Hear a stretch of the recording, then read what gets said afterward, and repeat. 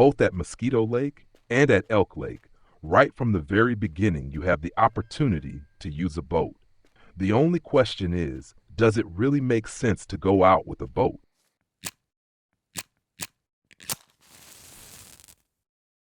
Depending on the water body, it's sometimes more or less worthwhile to use the boats.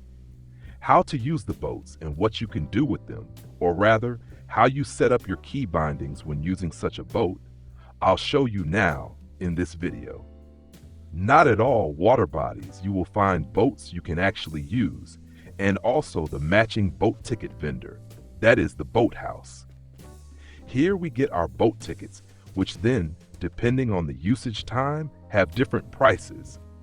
At the beginner lakes, the boat tickets are usually still very cheap, and later on, over time, they get step by step more expensive. So when we have purchased such a boat ticket, we can go to the boat and then see all the boat tickets we own. For example, the boat ticket for 1 day, which means for 1 hour. I select that now, and we're already sitting in the boat. Now we can basically take over the controls one-to-one, just like when walking. With WASD, we can move or drive backwards and of course steer, move the motor in different directions, and accordingly control the boat. With the shift key, we can also drive a little faster. Additionally, we have a display at the top right corner. There it says, stand up, turn off motor, trolling mode, drop anchor.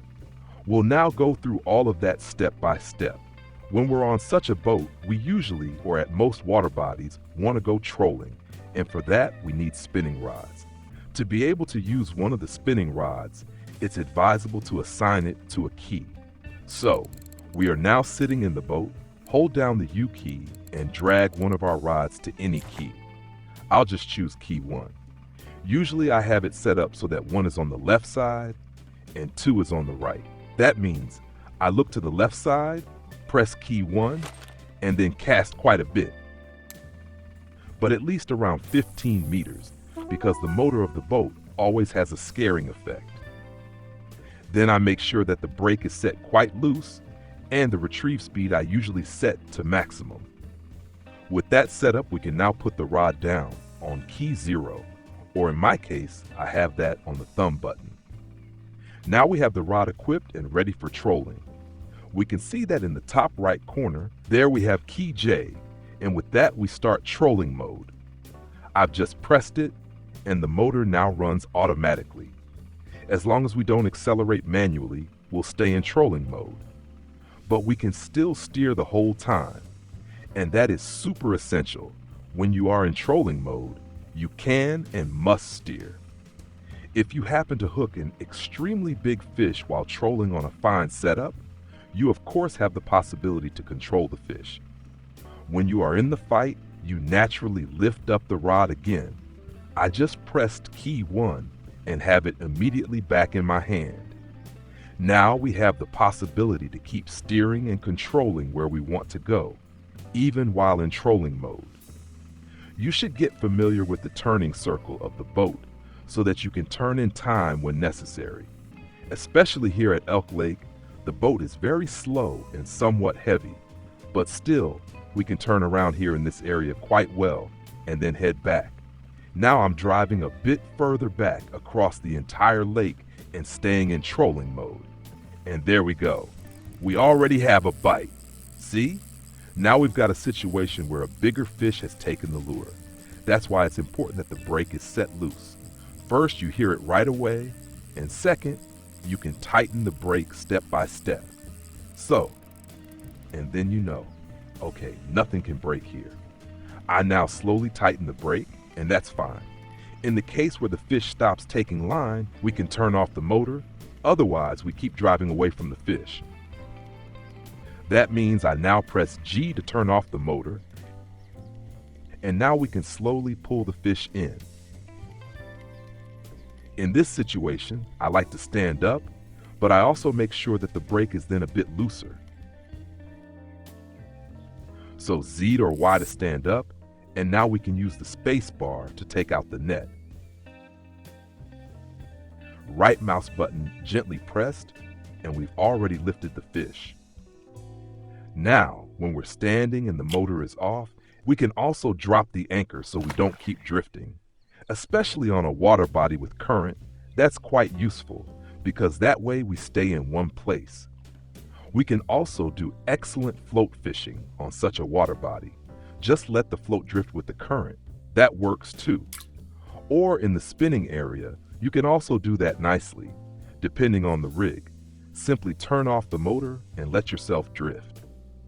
If in such a situation a very big fish bites, we still have the option to put the rod down, start the motor, go into trolling mode, pick the rod back up, and continue the fight. You just have to coordinate all that. Best to think it through in your head first so it transitions smoothly and the fish in the fight doesn't get too much time, which could cause the line tension to drop and the fish to come off. We don't want that. So when we've cast and are now in the fight and the fish is way too big, then put the rod down, sit down, start trolling, pick the rod back up. I'll do that now once. And we already have a bite. Perfect. I hope he stays on. So sit down, lift anchor, start trolling mode, pick the rod back up, and now we're already in trolling mode. Now we could basically drive after the fish if he's emptying our spool or is just too strong. Practice that sequence a little so that it works smoothly. That way you can land even the very big, powerful fish. As strong as this 78-gram warmer. When you're out with the boat and using, for example, wobblers, pay attention to where you drive. By now, luckily, we have a minimap on the compass, and that's crucial. If you're using wobblers with a diving depth of 2 meters, it makes no sense to drive around in shallow areas that are only 1 meter deep. The wobblers would keep hitting the ground. That makes no sense. So make sure to stay in the deeper areas. As I said, you can see that perfectly now on the minimap. That didn't exist before. Now we can position ourselves precisely in the deep areas. If all that is too confusing, you can put down the rod and use the mouse wheel to zoom in so you can see exactly where you are with the boat. Then you can head right back into the right area. Trolling mode. Key J, cast loosely. As I said, at least 15 meters. Brake set a bit loose so you can hear immediately when a fish bites because the 2 rods are quite far apart. You can't always keep both in view. If you want, you can even have a 3rd rod active. I'll do that quickly. Now we have a 2nd rod, and theoretically we could also cast a 3rd.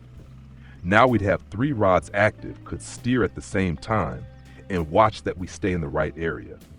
But you have to set up your gear so that the active rod, the one you're holding, is the strongest one. Because if you get bites left, right, and in the middle, for example, something big on your active rod, and at the same time something big on a rod standing on the boat, then you have to reel in the active one fast, because you can't just set it down. There's no rod holder. So you first need to land the fish or put away the rod, and only then can you grab the next active rod and fight that fish. You have to decide for yourself if you want that kind of stress. Of course, you have the chance to fish with 3 rods at once, which increases your catch chances, but also increases the risk. There are also 2 other boat types, one at Lake Ladoga and one at the Northern Sea. At both the Ladoga boat and the Northern Sea boat, we also have an echo sounder. There will be a special video about the echo sounder with detailed explanations, what exactly you see on it and how to use it best. Leave a thumbs up, subscribe to the channel. Don't forget, so you don't miss that important video. Basically, you can already say that the echo sounder at Lake Ladoga takes the information from the back of the boat. The boat is ideal for trolling, especially with wobblers. The information is read from the back, and when the rods are cast far, you get the information about spots, and shortly after, the lures pass by. At the Northern Sea boat, the information is taken from the very front of the bow, and there you also get much more detailed information on the large display. As mentioned, there is already a German language tutorial about the echo sounder with extensive info, And also in this current tutorial series, there will be a separate video covering all information about the Echo Sounder, of course also here at the Northern Sea. So, use the boat. Use the boat also to reach other spots you can't get to on foot. And try to find fish and new spots on the other shore that you normally wouldn't find in the walkable areas. If this helped you, share the video with your friends. Don't forget to subscribe to the channel. That helps me a lot. And then we'll see each other in the next video or in the next live stream. Until then, tight lines.